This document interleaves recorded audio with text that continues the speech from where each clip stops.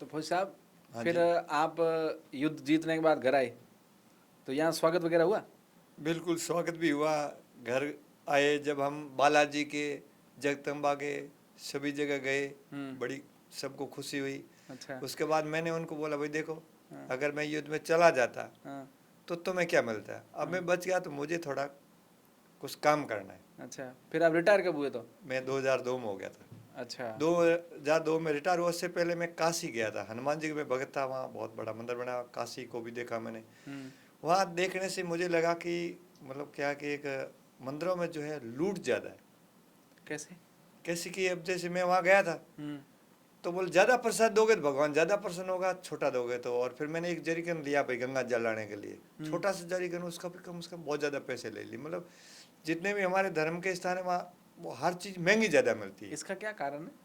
इसका क्या कारण है कि लोगों को तो वहाँ लोग खूब आते हैं, उनकी तो आस्था, पर वो क्या कि महंगा देगा तो उनको खरीदना पड़ेगा। एक तरह का एक उनके साथ ज़्यादा प्रसाद लोगे तो होगा, तो हमारी आस्था पर उसके साथ वो एक अन्याय हो रहा है। अच्छा। न्याय नहीं हो रहा। अच्छा। तो मैं उसके बाद में आध्यात्मिक पे इतना डीपली बहुत रिसर्च किया। 2006 में आर्य समाज से जुड़ा। अच्छा। आर्य समाज, आर्य का अर्थ होता है मतलब प्रकृति को मानते, सबको मानते हैं हम। कुदरत जिसने जैसे पेड़ पौधे परमात्मा ने बनाए, हवा भी भगवान ने बनाई, हमारे सबको भगवान ने बनाया, उस भगवान को हम बना नहीं सकते। तो हमारे ऋषि मुनि तो प्रकृति जो कुदरत जो है, सब पेड़ पौधे पूरा ब्रह्मांड जो है बनाया हुआ, उन सब में प्रेम से रहना, सबको प्रेम करो और हवा से दो, सबको मिलनी चाहिए, ऐसा ज्ञान था उनको। हमने बाद में महापुरुषों के चलो चित्र बनाए, चित्र में उनकी गणित जाननी चाहिए। हम उसको गणित को नहीं जान के बड़े बड़े मंदिर बना दिए और उसमें कितने पैसे लगते हैं। उसके बाद में जो है प्रकृति का नुकसान भी हो रहा है, क्योंकि हमारे योगीराज कृष्ण जी और हनुमान जी ने बोला पहाड़ को बचाओ।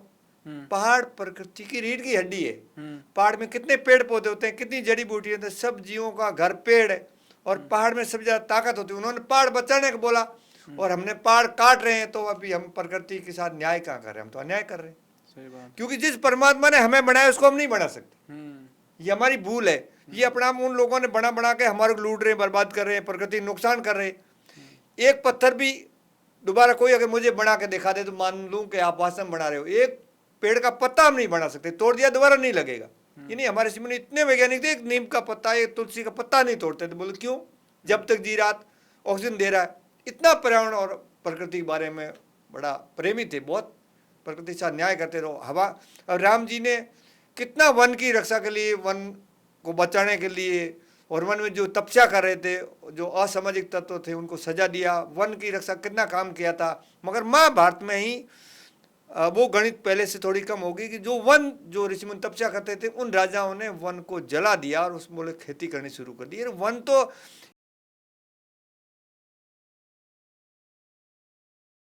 हमारे घर में लाइट कहाँ से आएगी, हमारा गज तो एक घर है और वन पड़ोस। इतनी उनको ज्ञान था कि पहाड़ और वन होने चाहिए, जितने वो ज्यादा होंगे प्रकृति शुद्ध होगी, सब जीवों का घर होगा, सब जीव आराम से रहेंगे, जड़ी बूटियां मिलेगी, औषधियाँ मिलेगी। पर्यावरण के बारे में बहुत ज्ञान था हनुमान जी और कृष्ण जी, शिव जी वगैरह को। और हम जो आज पर्यावरण और प्रकृति बिल्कुल ध्यान, धरती पर जो आवरण है वो हवा शुद्ध होनी चाहिए। पहले बिल्कुल मुझे याद है जब मैं छोटा था, मैंने पहले आपको बताया मेरे ननियाल था, जब मेरे नाना जी घर के पास में मुरडिया रोड, जिसको ग्रेवल रोड बोलते, वहाँ कोई 3 4 5 दिन में कोई गाड़ी आती। जब गाड़ी आती थी 1 किलोमीटर दूर, जब वो तेल जलता था उसकी दुर्गंध आती थी। उस टाइम खेजड़ी कुमट वगैरह खूब गूंद आता था। अब गूंद आ ही नहीं रहा। लोग पूछ रहे गूंद नहीं क्यों आ रहा? क्योंकि पेड़ पौधों का मेन जो ताकत हवा है, वो हवा जहरीली होगी।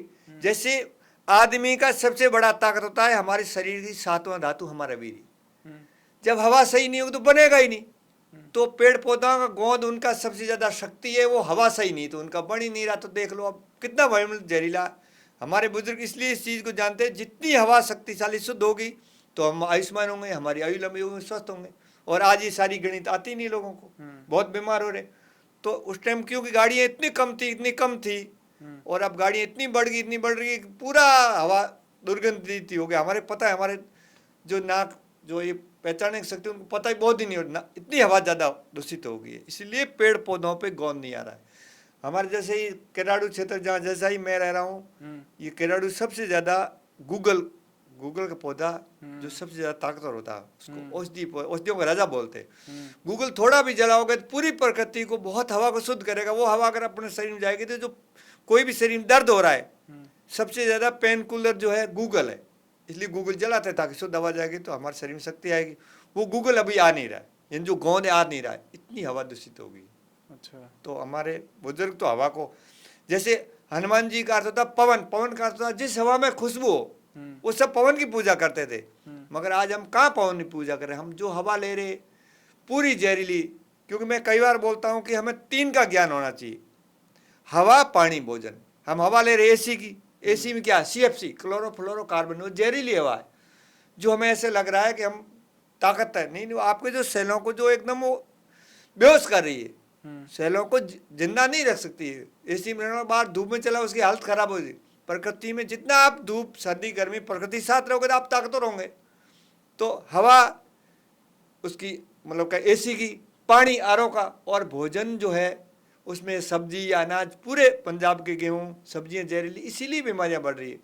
आज भी अगर हम जितनी शुद्ध हवा जो पेड़ पौधे दे रहे, और घर में तुलसी का पौधा होना चाहिए, घर के आगे पीपल का पौधा होना चाहिए, और गौ माता होनी चाहिए। क्योंकि गौ माता जहाँ रहेगी, जहाँ गाय का गोबर जहाँ रहता, किसी प्रकार का वायरस को नहीं सोख देता। और गाय के गोबर में 27% ऑक्सीजन होती है। हमारे गोबर का काम होता है जहर को सोखना। हमारे ऋषि मुनि बड़े वैज्ञानिक थे कि गाय का गोबर और घी आप दोनों जलाओगे तो गोबर जो है धरती के ऊपर जो जहाँ जल है वहाँ को शुद्ध करेगा, और घी ओजोन परत को ठीक करेगा। कितनी बड़ी गणित हमारे बुजुर्गों को आती थी। गाय का घी और कंडे जलाते थे, धूप करते थे, प्रकृति शुद्ध करते थे। आज वो हम कर ही नहीं रहे, हम उसकी जगह अगरबत्ती जला रहे। तो अगरबत्ती आओ तो प्रकृति दूषित करी। तेजा जी जैसे ने कितना एकदम गाय के लिए कितना तेज था उनमें, ये एक गौ माता की और प्रकृति के साथ वो जीते थे, उनमें बहुत तेज था। प्रकृति के साथ जिएंगे तो तेज आएगा, तब ताकत आएगी, तब शक्ति आएगी, तब युवा हम बल आएगा। आज युवा में बल क्यों नहीं है? क्योंकि प्रकृति के साथ खान पान बिल्कुल उनको नॉलेज नहीं, उनको ज्ञान ही नहीं है। इसलिए बड़ा उनके शरीर में कमजोरी ज़्यादा, काम करने की हिम्मत नहीं है, आराम ज़्यादा चाह रहा है, और जो पैसे ज़्यादा चाह रहा है। मैं कह रहा हूँ प्रकृति आपको हवा पानी भोजन खुद देगी, पैसों से अमृत नहीं मिलता है। इसलिए हमारे बुजुर्ग तो अमृत दान देते थे, बेचना परंपरा नहीं थी इस देश में। क्योंकि प्रकृति कृषि कर्म ऋषि कर्म, हम राम राज्य में भी राजा को दान देते थे मगर अमृत देते थे। क्योंकि हम शुद्ध अनाज, धरती माँ को गाय भोजन कराती तो धरती अमृत देती। आज धरती को किसान जहर दे रहे, बोल किसान ही वो कंस है। किसान वो होता है जो धरती को अमृत दे, और जो शुद्ध अनाज हम भी खाए और दुनिया को खिलाते थे। जाटवा ठाट खूब होता था, हम खाते थे, खूब दुनिया को भी खिलाते थे। क्योंकि प्रकृति का नियम है कि जो बोएगा उसको मिलेगा। किसानों के बारे में आप क्या कहोगे जो आजकल खेती चल रही है? खेती जो चल रही है ना, किसान जो धरती को ज्यादा जहर दे रहा है, तो जहरीला अनाज हो रहा है, खुद भी उसको भी वो भी खुद दुखी है, प्रकृति नाराज है। कितना ही होगा तो कि सिर्फ पैसा है, क्योंकि प्रकृति साथ न्याय नहीं कर रहा। अनाज होगा के पूरा खड़ी फसल का उसको जो है देना पड़ता सेठ जी को, उसके बाद पैसे नहीं दे रहे, क्योंकि उसका प्रकृति साथ न्याय नहीं कर रहा। क्योंकि हमारे धरती के अंदर जो 17 करोड़ जीवाणु होते, 13 करोड़ विषाणु होते। जब हम गोबर देंगे तो गोबर की बहुत बड़ी गणित, तो जीवाणु बढ़ जाएंगे, तो स्वतः विषाणु खा लेंगे, धरती ताकतवर हो जाएगी। तो पहले इसलिए गाय रखते थे, गोबर गोमूत्र, धरती ताकतवर थी। खेजड़ी वगैरह जो पत्ते गिरते, खेजड़ी भी ज़्यादा होनी चाहिए। लोग ग्वार बोते थे, ग्वार से भी बहुत ज़्यादा जो जमीन ताकतवर होती थी। अब ग्वार बो ही नहीं रहे। ग्वार मेन गाय का भोजन है।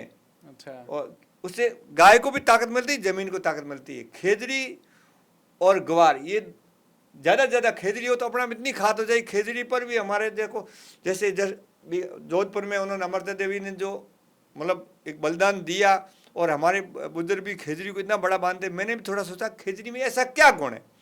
खेजड़ी ऐसी ताकतवर चीज है, ऐसी कल्पना है कि धरती को भी खूब ऊर्जा देगी। उस धरती में अनाज ज्यादा होगा, उन पत्तों को गाय खाएगी, गाय का दूध बढ़ेगा, उसमें कैल्शियम ज्यादा, उसकी सांगरी हम खाएंगे तो उसमें गोंद की मात्रा, आयरन, कैल्शियम सब भी है। यानी मतलब हमारे के लिए लाभदायक, गाय के भी और जमीन के भी। इतनी बढ़िया पौधा है। किसान भी जो है ज्यादा देसी खेजड़ी भी लगाएं, और जो जमीन को जितना गाय का गोमूत्र या पेड़ ज्यादा हो, जिनके पत्ते गिरेंगे तो जमीन जो ताकतवर होगी, तो अनाज शुद्ध होगा। तो हमें आजकल आज भी जो सबसे कम बीमारी हमारे क्षेत्र में, क्योंकि हमारे पास देसी बाजरा है और देसी गाय है। अच्छा। आने वाले समय में दुनिया में सबसे ज्यादा धनी वही होगा जिसके बाद बाजरा होगा या गाय हो, क्यों घी दूध और जो देसी बाजरा उसका रंग सोने जैसा है। स्वर्ण भस्म सबसे ज्यादा महंगा होता है। अच्छा। तो इसलिए हमारे बुजुर्ग, मैं तो कह रहा हूँ भाई, आने वाले समय में सबसे ज्यादा आगे वही बढ़ेगा, बाड़मेर जैसलमेर के लोग सबसे आगे बढ़ेंगे दुनिया में, क्योंकि उनके पास अमृत है। बाकी दुनिया को बीमारियां इतनी बढ़ जाएगी समझ नहीं आएगी लोगों के, डॉक्टरों के बीमारी का कारण क्या है, डॉक्टर साहब को तो यही पता नहीं। मैं कई बार डॉक्टर साहब मेरे पास आते हैं, एक सुरेंद्र सिंह बिष्ट पहले अपने 2016 में यहाँ डॉक्टर थे, अब जोधपुर डिवीजन एक बार आए थे, तो उनके साथ मैंने बोला डॉक्टर साहब जब लीवर खराब हो जाता है तो आप क्या दवाई दोगे, तो लीवर का तो हमारे पास इलाज नहीं है। तो मैं तो खुद गौमूत्र पीता हूँ, बाकी पीते नहीं, क्योंकि लीवर जो है, गौमूत्र पीते लीवर एक इंजन है, ठीक हो जाएगा, वापिस अपना गाड़ी चल जाएगा, और आपकी जो दवाई आप खिलाओगे लीवर हो ज़्यादा खराब हो जाएगी। नहीं, डॉक्टरों को वास्तव में पता नहीं कि शरीर की क्या गणित। मैं खुद इस पे, क्योंकि मैंने पंचगव्य में PhD किया है, डॉक्टरेट किया है, और भारतीय संस्कृति में कर रहा हूँ। भाई हम अपने बुजुर्ग बोलते थे प्रकृति की दुआ और प्रकृति की दवा, दुआ नहीं होगी तो दवा नहीं लगेगी। ये शरीर प्रकृति ने बनाया, फैक्ट्री में नहीं बना। फैक्ट्री चीज की रिपेयरिंग, जैसे गाड़ी फैक्ट्री बनी उसकी रिपेयरिंग फैक्ट्री करेगी। तो थोड़ा सोचो भाई, ये कुदरत का शरीर, कुदरत के साथ जियो तो अपना स्वस्थ रहोगे। और देखो अपने अलावा जितने जीव उनको BP शुगर किसी को नहीं है, इंसान को क्यों, क्यों प्रकृति से हटके जी रहा है। अच्छा। हमें कुदरत के साथ जीना सीखो, हमारे बुजुर्ग सिखाते थे। प्रकृति के साथ जीता है, प्रकृति के साथ न्याय करता है, वही अपने आप में जाट बलवान जय भगवान है, वरना तो आप मोबाइल को और ये जो कैसा फोन रखते हो? ये मैं बिल्कुल छोटा फोन रख रहा हूँ, ये क्योंकि ये भी नुकसान तो कर रहा है, पर इसके ऊपर ये जो है ये कवच रख रहा हूँ। अच्छा। इसमें देसी ऊन है। हाँ। ये सूती कपड़ा है। हाँ। इसको जो है जूम करके लेना, इसको मैंने गोबर गोमूत्र क्यों मैं काढ़ा रखता हूँ, उसमें पूरा गीला कर रख देता हूँ, ताकि गौमूत्र आप गोबर और गोमूत्र में भिगो करता हूँ, फिर सुखा देता हूँ, फिर सुखाते हो। क्योंकि जैसे गोबर जो है, इसमें सूखे गोबर में 27% ऑक्सीजन है। हाँ। और प्लस किसी वायरस को नदी गाड़ देती थी, वायरस को नष्ट कर देती। अच्छा। इसलिए मैं जब फोन में जेब में रखता हूँ, हाँ। तो फोन भी आएगा। हाँ। तो जैसे नजदीक आएगा तो उन किरणों को निष्क्रिय कर देगी, मेरे नुकसान नहीं हो। अच्छा, ठीक है। मैं ज्यादा चाह रहा, पता चला कि भाई ऐसे मैं ये आविष्कार कैसे किया आपने? बिल्कुल ये मैंने किया तो था मेरे खुद के लिए। कैसे? क्योंकि मैं जब शहर में आता, मैं मोहन गौशाला में शहर में आता था, तो यहाँ क्योंकि इतनी गाड़ियाँ चल रही है, नाक जलन शुरू है, क्योंकि जहरीली गैस जब जाएगी तो आपके जलन हो जाएगी। तो फिर मैं जब शहर में आता इसको लगा लेता हूँ, क्योंकि इसके अंदर तो ऑक्सीजन भी है और गोबर है, तो एकदम मैं स्वस्थ आराम से रहूँ। उसके बाद में जैसे वो कोरोना वगैरह आया, जब भी लोग कह रहे मास्क, तो मैंने ये मास्क लगाया, क्योंकि बाकी जो दूसरा मास्क तो प्लास्टिक का है, ये लगाना, बाकी बाहर तो लगाता नहीं। शहर में जब ज्यादा वो कहते लगाता, और फिर जो मेरे फोन के ये मैंने कवर बना लिया। अच्छा। ताकि फोन जो है मुझे इसका नुकसान ना हो। अच्छा। तो आजकल बड़े फोन के भी जो है पीछे आप कपड़े जो है उसके गोबर वगैरह को करके चिप बना के, ताकि गोबर हमेशा उसको जो है जो कीड़ा सोखता है। जब तो हमारे बुजुर्ग जो है गोबर से लीपते थे, गोबर किसी जहर को नष्ट करता है। हमारे परंपरा में देखो, आज मरता तो गोबर से लीपते, वापस आ गौमूत्र पीते, शादी से पहले घी पीते। गाय के बाद 3 ऐसी होती हैं जो हमें बहुत जो है स्वास्थ्य में लाभदायक है और हमारी बॉडी का जहर को खत्म करती है। बॉडी में बीमारी का अर्थ क्या हुआ, आपकी बॉडी में जहर बढ़ गया तो आपकी जहर से आपके सेल मर जाएंगे, बीमार, यानी आपके सेल कम हो जाएंगे तो आप बीमार हो जाएंगे, ज़्यादा कमज़ोर हो जाएंगे। मतलब तो बीमार हो रहे हैं, तो थोड़ा अपने को इसके बारे में भी जानना चाहिए। या अगली बार इसकी थोड़ी स्वास्थ्य भी हम चर्चा जरूर करेंगे, क्योंकि बहुत लोग बीमार है।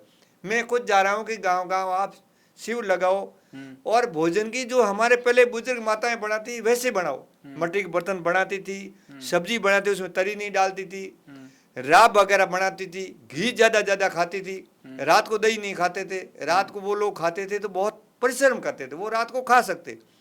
अब जो है बिल्कुल पसीना कर नहीं रहे, परिश्रम कर नहीं रहे, जिनकी मशीन बिल्कुल कमजोर है, वो रात को खाएंगे तो भोजन पचेगा नहीं और भोजन सड़ेगा, और भोजन सड़ेगा तो फिर क्या है, सुबह उठ नहीं पाएंगे। जो लोग रात को देर से सो रहे और सुबह नहीं उठ रहे, समझ लो वो स्वस्थ नहीं है। एक तो रात को नींद नहीं आ रही है और सुबह नहीं जग रहे, इसका मतलब आप स्वस्थ नहीं है। रात को जल्दी नींद आनी चाहिए, सुबह जल्दी जगे। मैं कई बार, अभी तो मेरे पास स्कूटी नहीं तो मैं दूर साइकिल जाता था, जब वापस आता मेरे 9 बजे साइकिल पे झपके आने लग जाती थी, क्योंकि प्रकृति पूरा सिस्टम से काम कर रही है। और सुबह मुझे 2, ढाई, 3 बजे तो मैं उठ जाता हूँ, क्योंकि टाइम से बैटरी चार्ज हो जाती है। अच्छा, आप कितने बजे उठते हो? 3:30 उठ जाता हूँ मैं। अच्छा। कई बार जब काम होता है तो 2 बजे आँख खुल जाती है, 2 बजे उठ जाता हूँ, क्योंकि मैं उठ के हर दिन वहाँ एक औषधीय राब बनाता हूँ 15 लीटर, एक काढ़ा बनाता हूँ 2 प्रकार के, एक चांदी का और सोने का, क्योंकि हमारे आयुर्वेद 2 ही बीमारी है, ज्यादा गर्मी के कारण या ज्यादा ठंडी के कारण। बहुत कुछ पढ़ रहा हूँ। मैं कह रहा हूँ भाई सीख लो आप, गाय भगवान है और नंदी भगवान है बस। और प्रकृति में कुछ एक ऐसे पौधे जो हम उनके बारे में जाने, हमारे घर में होने चाहिए। गूगल हमारे घर में होना चाहिए, गिलोय होनी चाहिए, तुलसी हमारे घर में होनी चाहिए, घर के आगे पीपल होना चाहिए, ताकि हमारे को बहुत लाभ मिलेगा। घर में होगा नहीं, क्योंकि पीपल बहुत ज्यादा ऑक्सीजन देता है। लोग तो कहते हैं कि पीपल को लगाना या ये इसको ठीक नहीं मानते हैं कि बिल्कुल, इसकी लोग पूजा तो- करनी पड़ती है, लोग- इसकी शादी करनी पड़ती है, ऐसा कुछ लोगों ने बता कुछ रहे लोगों ने हमारे धर्म के ठेकेदारों ने ऐसा बर्बाद कर रखा, क्योंकि पीपल, तुलसी, गाय वहाँ अगर हम रहेंगे तो हमारी जो है मतलब एनर्जी पॉजिटिव होगी। पॉजिटिव एनर्जी होने से हम सही गलत का निर्णय ले सकते हैं। और वो नहीं होने से, अब अगर हम घी खाएंगे तो घी में और जो बाजार घी में तो आपको तो फर्क ही है। तो ये सारा लोगों का है कि ये जो है विवेक आ जाएगा, ये जग जाएंगे तो हमारी दुकान बंद हो जाएगी। हम चाह रहे कि भाई जग जाओ, तुम खोटी दुकान बंद करो, सच्ची दुकान शुरू करो। हमारे बुजुर्ग हनुमान जी, शिव जी तो वैज्ञानिक थे, वो हमारे गुरु थे। उन्होंने जो बात बताई, उन्होंने एक ही मंत्र में जो कितनी बड़ी गणित बताई, हवा पानी भोजन, तीन का ज्ञान होना चाहिए। अब लोगों को तीन का ज्ञान ही, हमारे गुरु ने एक सब बता दिया। तो तुलसी आवता कितनी सुगंधित है। और पीपल के बारे में तो कृष्ण भगवान ने बोला कि पीपल जिंदगी में 17 करोड़ रुपए का ऑक्सीजन छोड़ता है।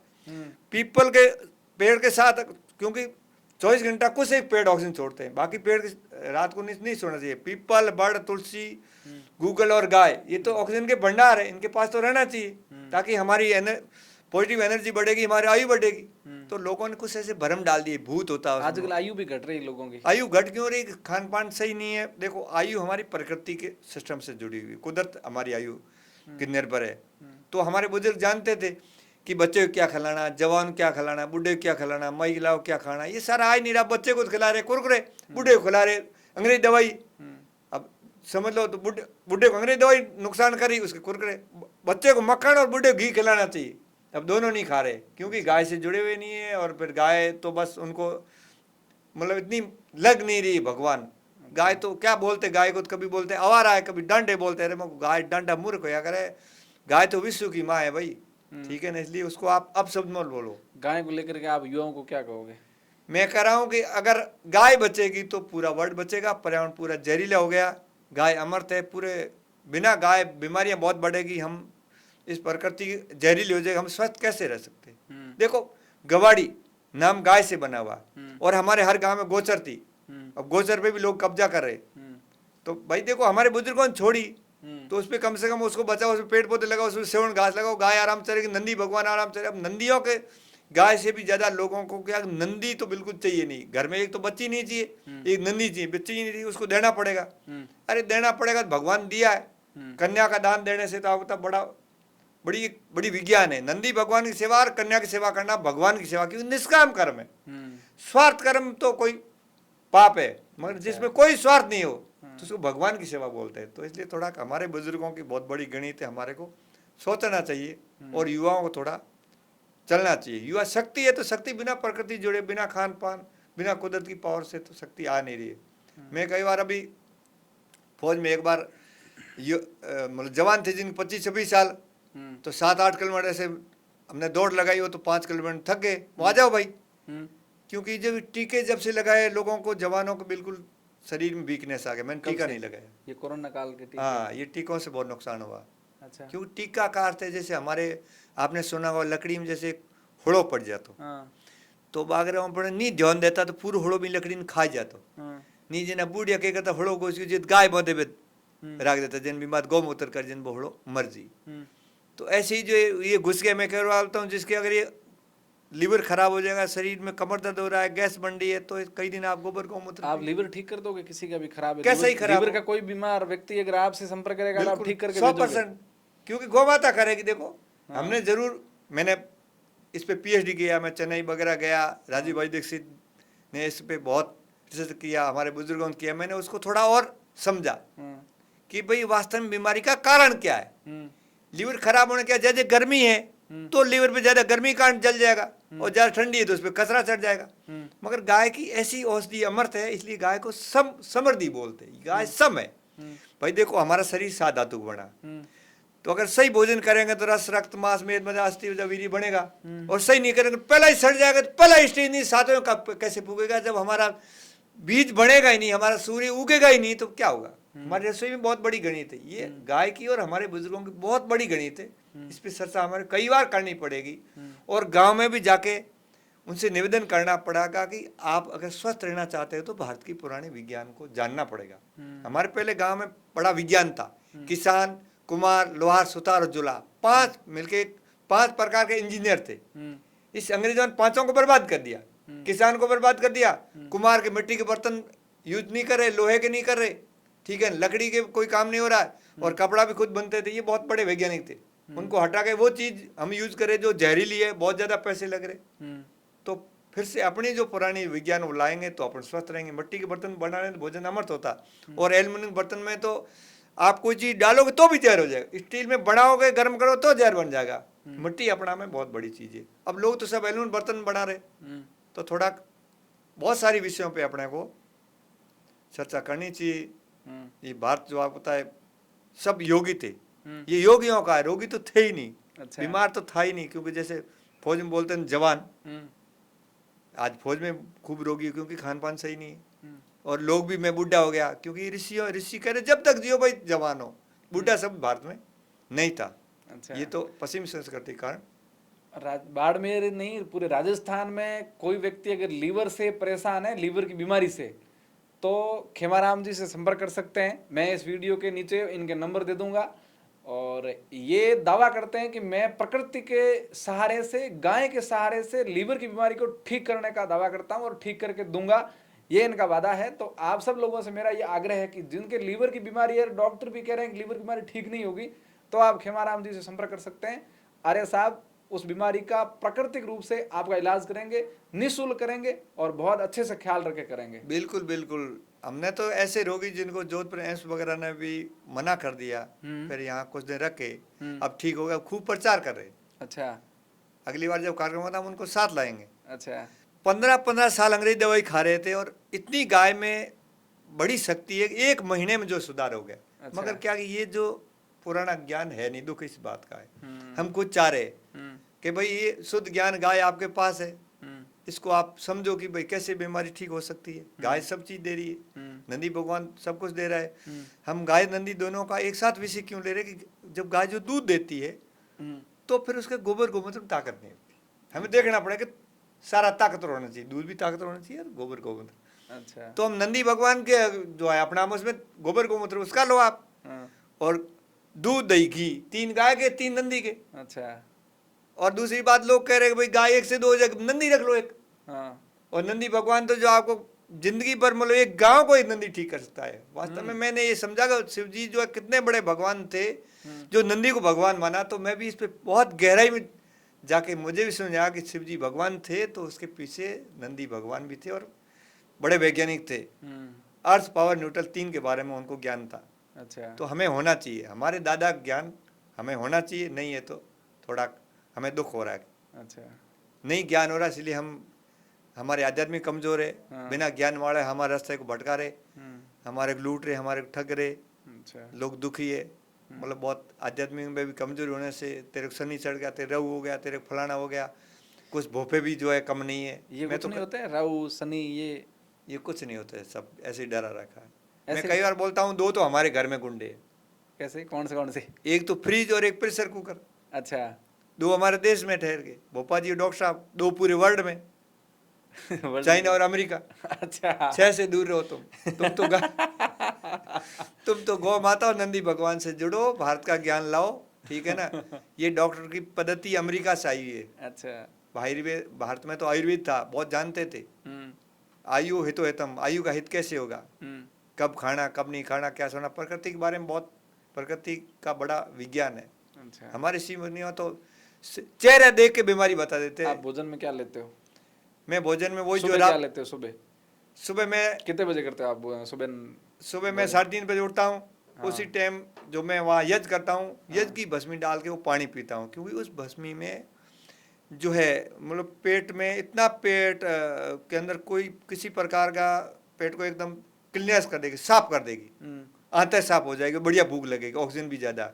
उसके बाद में मैं भस्मी यानी कि जिससे आप अग्नि करते हो वो राख। अग्निहोत्र जो है उसमें अच्छा। गूगल भी है और भी औषधीय भी है, गाय के कंडे भी, मतलब ज्यादा मिनरल है। स्वर्ण भस्म ज्यादा घी में और गूगल में दोनों में स्वर्ण ज्यादा होता है। तो स्वर्ण बॉडी में जाएगा तो बॉडी में ताकत रहेगी। अच्छा। उस वो पानी पीता हूँ, पानी पीने का भी गणित क्या है, लोग क्या सुबह पानी नहीं पीते। जिनको जैसे वात है, जिनको मोटापा, उनको गुनगुने पानी में भस्मी डाल के पिलाओ, फटाफट वो भस्मी ठीक कर देगी। अच्छा। क्योंकि अब तक भस्मी किसी जो गलत चिकनाई को काटती है। अच्छा। मैं कई बार बोलता हूँ लोगों को, भाई राब और चाय, हाँ। चाय तो रात है और राब दिन है। अब गर्म गर्म अपन राब पियेंगे तो जो बैड कोलेस्ट्रॉल है घटाएगी और फिर गुड बना देगी, उसमें घी डाला हुआ। और चाय क्या करेगी, गुड काटेगी और बैड बनाएगी।